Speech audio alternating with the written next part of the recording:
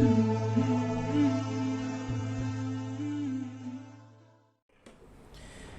الحمد لله نحمده ونستعينه ونستغفره ونعوذ بالله من شرور أنفسنا ومن سيئات أعمالنا من يهده الله فلا مضل له ومن يضلله فلا هادي له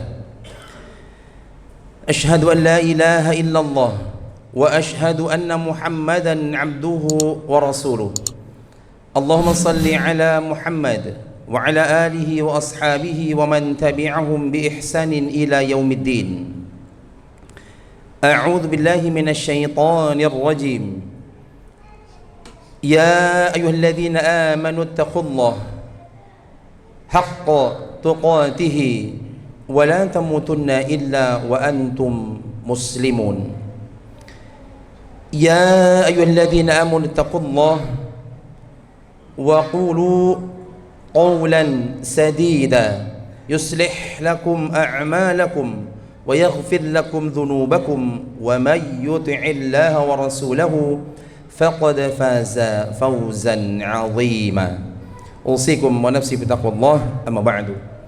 Hadirin sidang Jumat yang dirahmati Allah Subhanahu wa taala, pertama-tama marilah kita hadir di tempat yang mulia ini bersama-sama meningkatkan keimanan dan ketakwaan kita kepada Allah Subhanahu wa taala, dan bersama pula kita meningkatkan kualitas ibadah kita kepada Allah Subhanahu wa taala, agar Allah Subhanahu wa taala senantiasa memberikan kita keberkahan dunia dan akhirat. Hadirin sidang Jumat yang dicintai Allah Subhanahu wa taala, Allah menyampaikan dalam firman-Nya, a'udzu billahi minasyaitonir rajim. Inna 'aradna al-amanata 'ala as-samawati wal-ard wal-jibali fa'abayna ay yahmilnaha wa ashfaqna minha wa hamalaha al-insan innahu kana zaluman jahula. Dalam Quran surah Al-Ahzab ayat 71 ayat 72 Allah menyampaikan, sesungguhnya kami telah menawarkan yakni amanat kepada langit, bumi dan gunung-gunung, tetapi semuanya enggan untuk memikul amanat itu dan mereka khawatir tidak akan mampu dalam pelaksanaannya atau berat dalam pelaksanaannya. Lalu dipikullah amanat itu oleh manusia. Sungguh manusia sangat zalim dan sangat bodoh. Dalam ayat ini mufassirin menjelaskan bahwasanya Allah Subhanahu wa taala menawarkan beban, yakni tanggung jawab dan kewajiban dalam bentuk ibadah, muamalah, dan tentunya dalam bentuk memakmurkan seluruh alam, yakni kepada seluruh makhluk Allah Subhanahu wa taala. Namun mereka semua enggan untuk memikulnya, menolak tanggung jawab itu karena terasa berat dalam perjalanannya, berat dalam pelaksanaannya. Kemudian manusia memilih untuk memikulnya dengan segala konsekuensinya.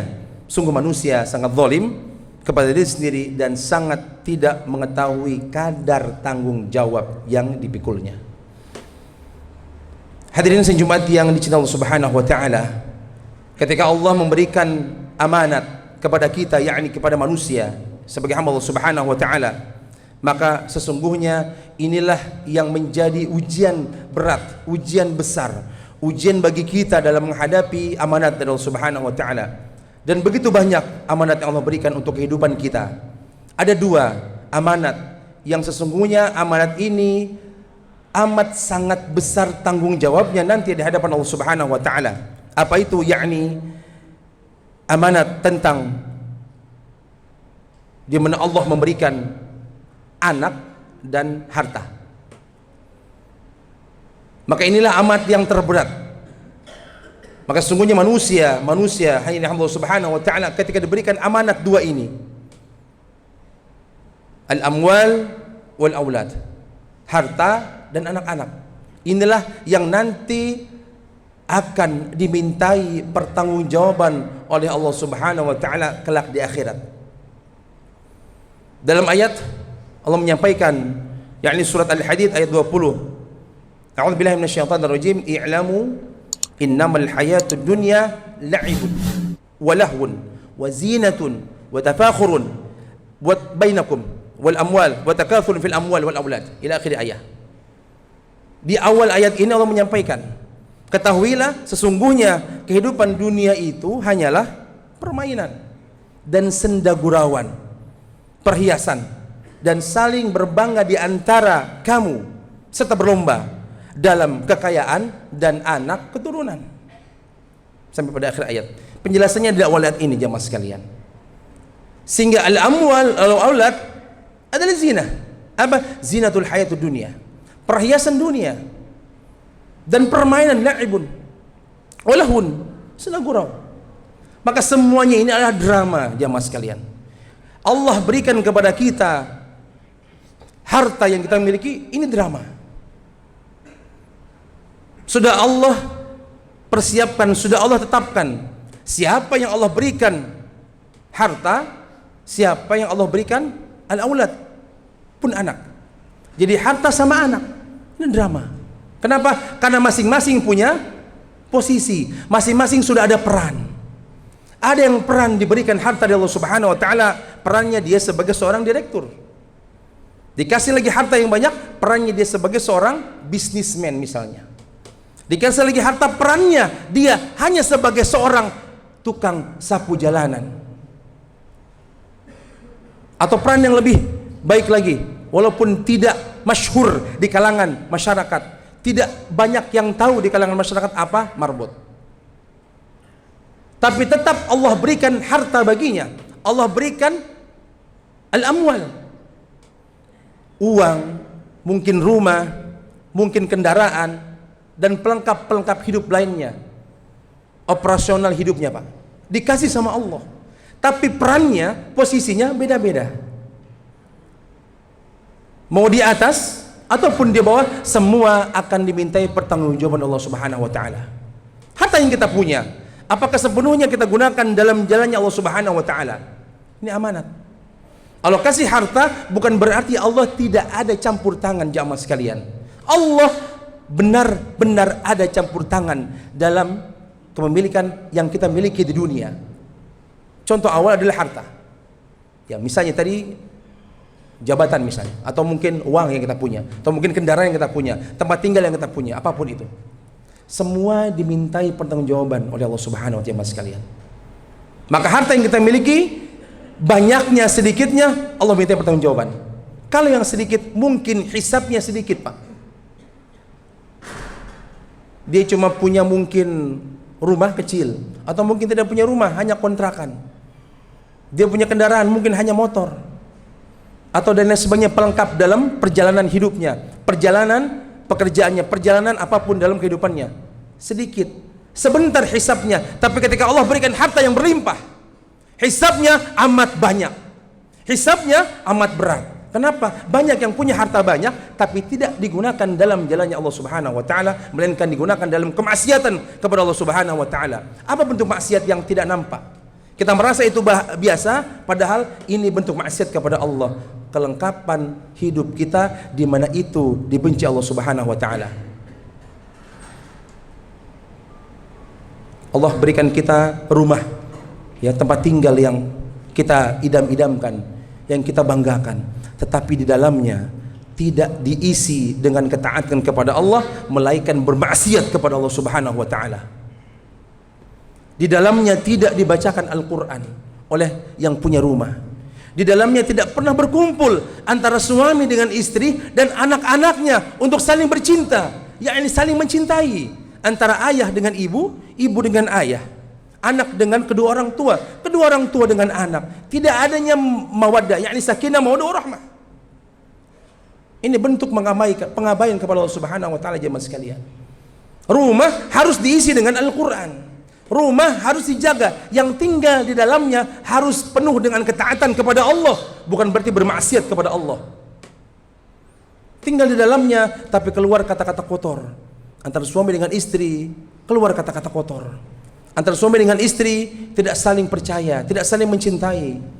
Mengabaikan anaknya, tidak mendidik anaknya, tidak mau membawa anaknya kepada kebaikan, malah kepada keburukan. Dan alhasil kita lihat sampai saat ini Pak, banyak anak sekolah, ya, siswa, yang paling banyak mungkin siswa, mau itu SD, mau itu SMP, SMA, yang tidak ada sopan santunnya, bahkan mohon maaf sekali, dia punya sifat yang tidak baik, sifat tercela.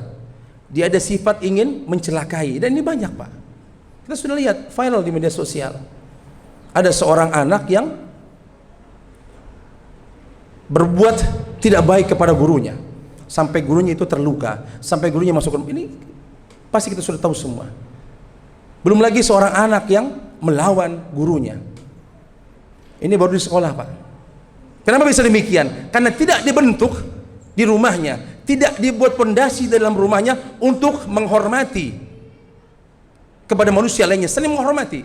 Saling menghormati bukan hanya kepada yang tua, tapi seluruh makhluk manusia ataupun lainnya dari makhluk Allah Subhanahu wa taala. Tapi manusia tidak dipandang dia mau tua, dia mau muda, saling menghormati, saling mengerti, saling memanusiakan manusia antar manusia lainnya. Tidak ada kebencian. Tapi kalau sudah timbul kebencian, siapa yang membuat ini? Lingkungan rumah Pak. Siapa yang tinggal di lingkungan rumah? Ya orang tua, ya saudara-saudaranya. Maka tidak bisa kita menyalahkan guru ketika kalau ada guru yang memberikan sanksi kepada muridnya karena satu dan lain hal, yakni masalah yang dibuat di sekolahnya, lalu kita melimpahkan semuanya kesalahan kepada guru. Orang tua Pak, nggak bisa. 24 jam orang tua yang membersamai anak. Maka ini sebenarnya sudah masuk ke dalam amanat Allah al-aulad. Amanat Allah yakni anak-anak Pak. Allah kasih harta banyak, orang kaya.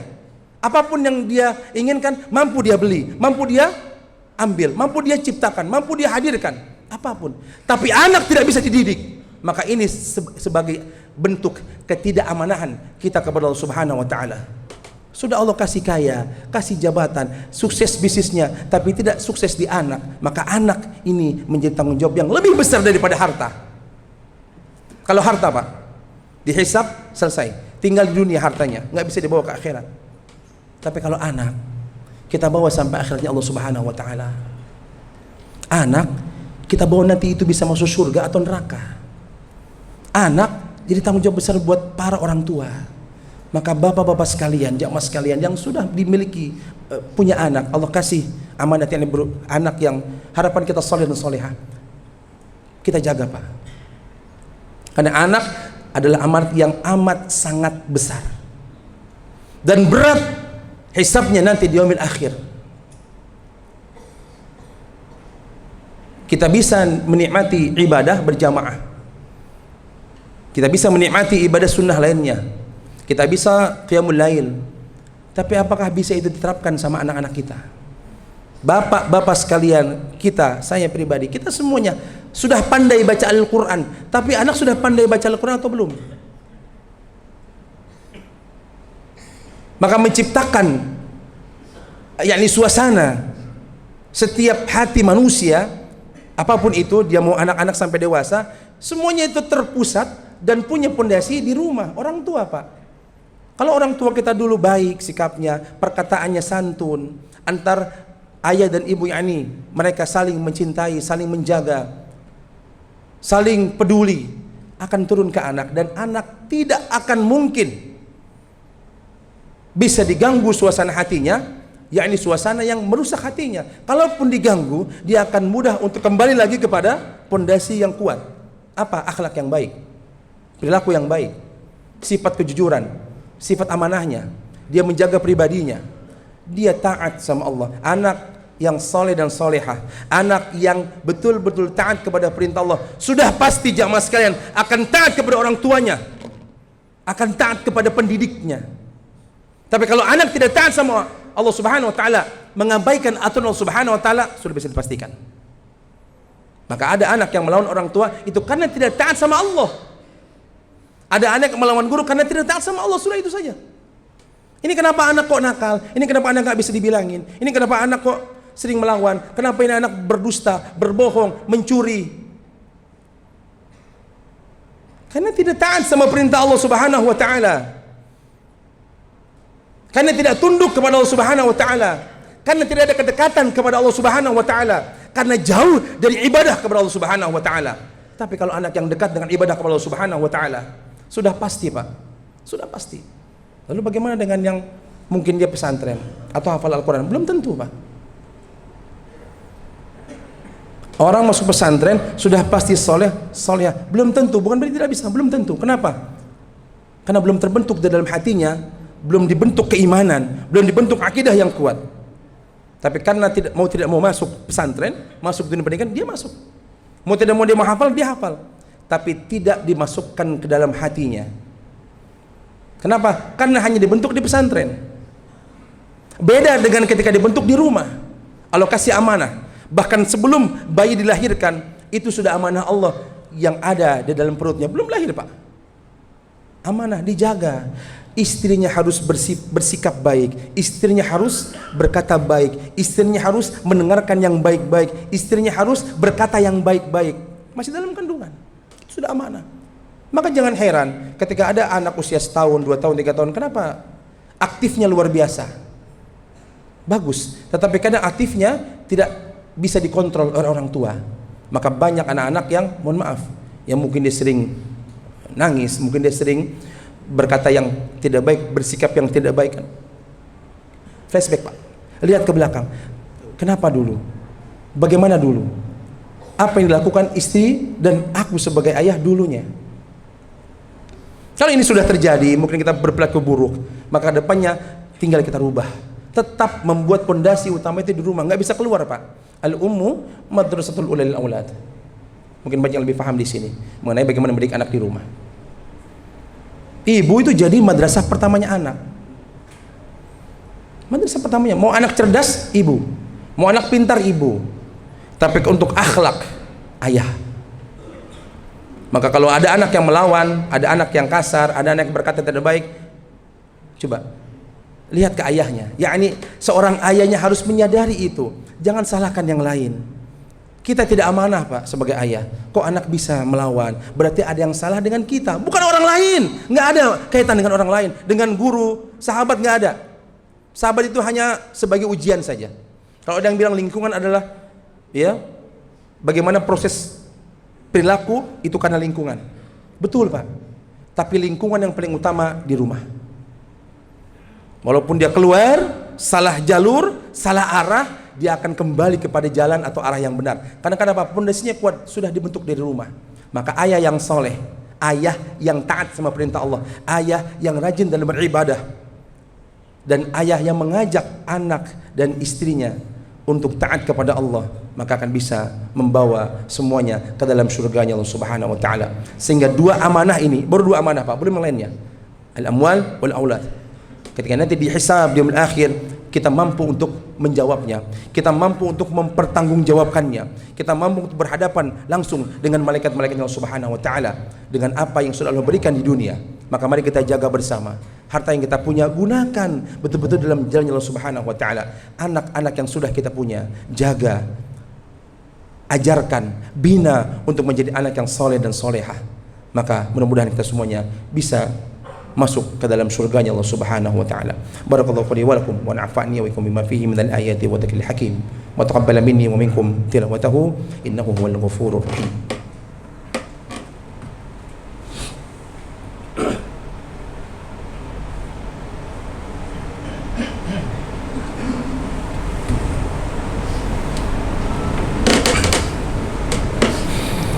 Alhamdulillahi rabbil alamin. Assalatu wassalamu ala ashrafil anbiya'i wal mursalin wa ala alihi wa ashabihi ajma'in. Asyhadu an la ilaha illallah wa asyhadu anna Muhammadan abduhu wa rasuluh. Allahumma salli ala Muhammad wa ala ali Muhammad kama sallaita ala Ibrahim wa ala ali Ibrahim wa barik ala Muhammad wa ala ali Muhammad kama barakta ala Ibrahim wa ala ali Ibrahim fil alamin innaka Hamidum Majid.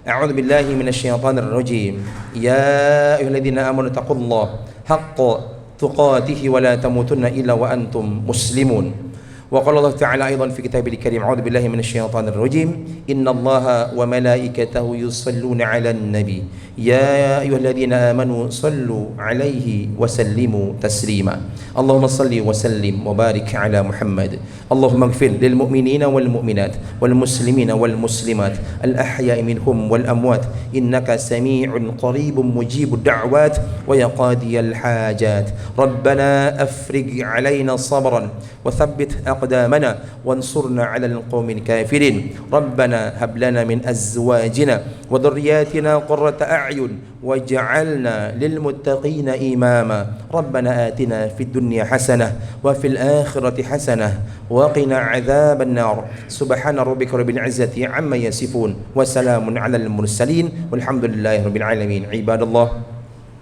إن الله يأمر بالعدل والإحسان وإيتاء ذي القربى وينهى عن الفحشاء والمنكر والبغي يعظكم لعلكم تذكرون فاذكروا الله العظيم يذكركم واشكروه على نعمه يزدكم ولذكر الله أكبر أقيموا الصلاة